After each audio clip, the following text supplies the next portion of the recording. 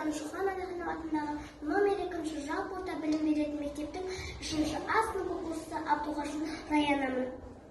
Тақырып өмірдің гүлі Каланхоя. Менің үйімде көптеген бөлме өсімдіктері бар. Мен оларды тек сұлулық үшін өсіремін. Мен гүлдер туралы әдебиеттерді оқып, олардың ішінде пайдалы дәрілік қасиеттер бар гүлдер екені белгілі болды. Мен өз ғылыми жобама Каланхоя деп аталатын гүлдердің бірін таңдадым. Менің зерттеу жұмысымның мақсаты Каланхоя гүлінің енді қасиеттері ортаға әсерін зерттеу. Мақсатты іске асыру үшін келесі міндеттер қойылды. Жабық өсімдіктердің тарихын зерттеу, адамда бөлме өсімдіктері не үшін өсетінін анықтап білу, Каланхоя гүлінің қандай ерлік қасиеттерін зерттеп білу. Негізгі қорытынды бойынша менің үйімде дәріхана жаднамасын жасау. Гипотеза: бөлме өсімдіктерді безендіру ғана емес, сонымен қатар ауаны тазарту үшін медициналық түрде қолданылады.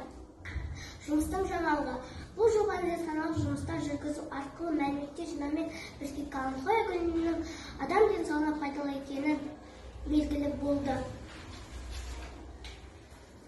Мынау Розалина Микс, Брасхелда Happiness Mix. Назарларыңызға рахмет.